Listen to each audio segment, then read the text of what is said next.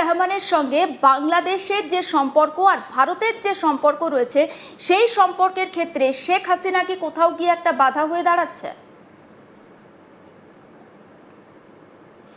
ধন্যবাদ আপনাকে।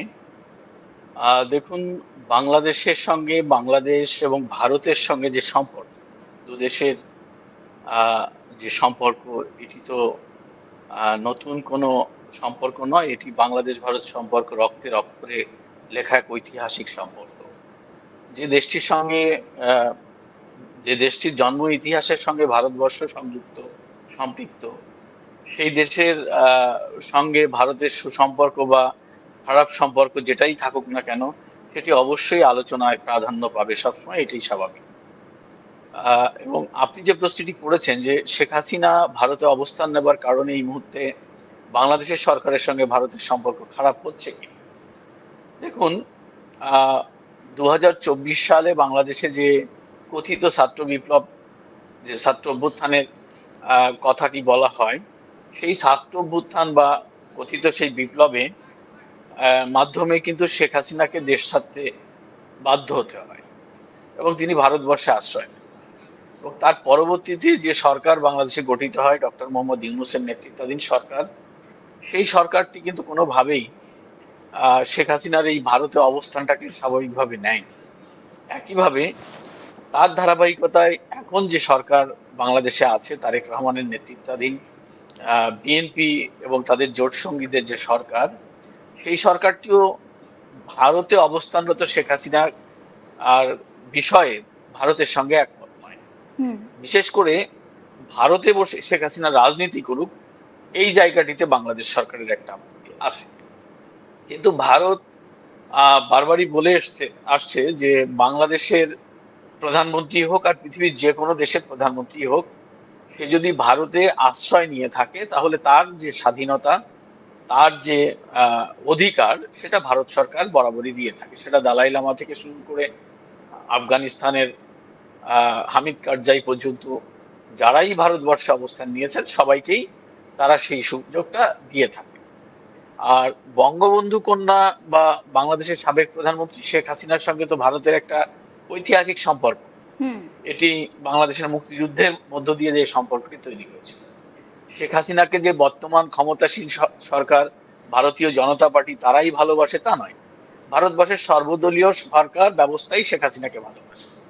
তো স্বাভাবিক কারণেই ভারত সরকারের মানুষের ডিমান্ড, ভারতের 140 কোটি মানুষের হয়তো অধিকাংশ মানুষই সেই জায়গাটিতে তারা ইয়ে করে, ওন করে শেখ হাসিনাকে, বা শেখ হাসিনাকে ভালোবাসে, বা শেখ হাসিনার জায়গাটাকে তারা পজিটিভলি নেয়। স্বাভাবিক কারণে ভারত সরকারও তার কোনো কর্মকাণ্ডে, সেটা রাজনৈতিক হোক বা যে কোনো কর্মকাণ্ডেই হোক, সেটা তারা বাধা দেয় না। হুম। আর শুধু তাই নয়, যে বাংলাদেশের সাবেক প্রধানমন্ত্রী হিসেবে নয়, বঙ্গবন্ধুর কন্যা হিসেবে বারবার এই কথাটি কিন্তু ভারতীয় রাজনীতিবিদ বা সরকার বলে এসছে যে বাংলাদেশের রাজনীতিবিদ হিসেবে নয়, শেখ হাসিনাকে তারা আশ্রয় দিয়েছেন বঙ্গবন্ধুর কন্যা হিসাবে। এবং সেই হিসাবে তারা কিন্তু তাকে সেই ফ্যাসিলিটিস দিচ্ছে, যেমন তার নিরাপত্তা, তার আবাসন, তার আহ, বাকি যে বিষয় আসা একটা মানুষের, সেই জায়গাটি কিন্তু তিনি রেখেছেন। তার রাজনৈতিক দলের নেতা কর্মীদেরও সেই সঙ্গে আশ্রয় দেওয়া হয়েছে। তো এই যে যে ব্যাপারটি, এই ব্যাপারটি নিঃসন্দেহে যারা বাংলাদেশের বর্তমান ক্ষমতাসীন সরকার আছে তাদের জন্য শুভকর নয়।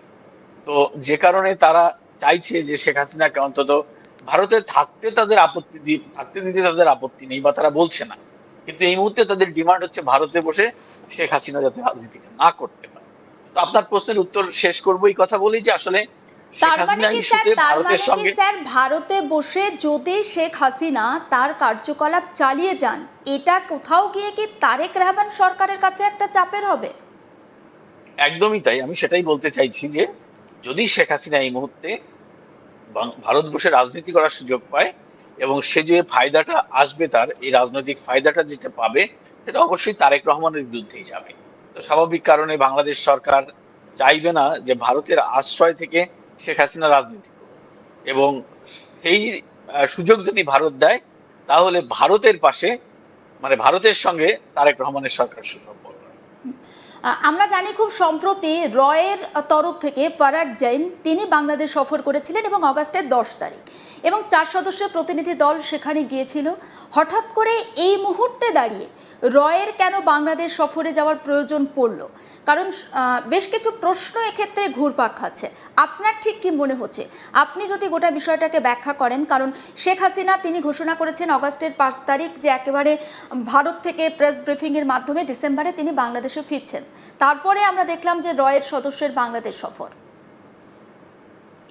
দেখুন, রয়ের প্রধান ফারাক জৈন এবং তার 3 সহযোগী বাংলাদেশের যে সফরটি করেছেন সেটি বাংলাদেশ সরকারের আমন্ত্রিতই একটা সফর। এটি বলতে পারেন যে দুদেশের যে সামরিক চুক্তি বা নিরাপত্তা চুক্তি তার অধীনেই এই সফরটি। কিন্তু এই সফরটি এবার বিশেষভাবে আলাদা, আহ, মানে কি বলে এটাকে, যে আলাদাভাবে আলোচিত হয়েছে এই কারণেই যে এই সময় ভারত বাংলাদেশ ইস্যুটা নিয়ে একটা জোরালো আলোচনা চলছে, বিশেষ করে শেখ হাসিনা এবং বাংলাদেশের সঙ্গে ভারতের সম্পর্ক নিয়ে। এবং দেখুন, আলোচনার আরেকটি বিষয় এখানে, মানে এই আলোচনার উঠে আসার আরেকটি বিষয় এখানে গুরুত্ব পাওয়ার আরেকটি বিষয়ও আছে, সেটি হচ্ছে যে 2024 সালের আগস্টের পর বাংলাদেশে যে সরকারটি প্রতিষ্ঠিত হয়েছিল সেই সরকারটি পুরোপুরি পাকিস্তানপন্থী সরকারে পরিণত হয়েছিল।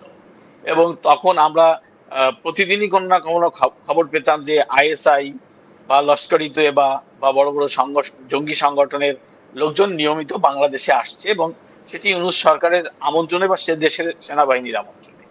তো সেই পরিস্থিতিতে ভারত সরকারের পক্ষ থেকে এই ধরনের ডেলিগেশন কখনো যায়নি ইউনূস সরকারের আমলে। কিন্তু যখন এই পরিস্থিতি তৈরি হয়েছে তখন ভারত সরকারের পক্ষ থেকে এই যে প্রতিনিধি দলটি গিয়েছে সেখানে এই ধরনের আলোচনার স্থান পাবে, এটাই স্বাভাবিক। এবং আমি যেটি আপনি আমাকে প্রশ্ন করলেন, যে আমার কাছে যেটা মনে হয়েছে যে ভারতের সঙ্গে বাংলাদেশের আজকের যে বোঝাপড়ার জায়গাটি নষ্ট হয়েছে, সেই জায়গাটি কেন নষ্ট হয়েছে এবং তা থেকে উত্তরণের কি পথ আছে সেসব নিয়ে আলোচনার জন্যই আমার কাছে মনে হয় ফারাক জৈন বাংলাদেশে গিয়েছিলেন। এবং তিনি কিন্তু বাংলাদেশের যারা এই অভ্যন্তরীণ নিরাপত্তা বা আন্তর্জাতিক নিরাপত্তা নিয়ে কাজ করে, ওখানকার ডিজিএফআই, সামরিক গোয়েন্দা সংস্থা, এনএসআই যেটা ন্যাশনাল সিকিউরিটি এজেন্সি, এবং প্রধানমন্ত্রীর যিনি সামরিক উপদেষ্টা, তার সঙ্গেও কিন্তু তারা বিতর্কিত বৈঠক করেছেন।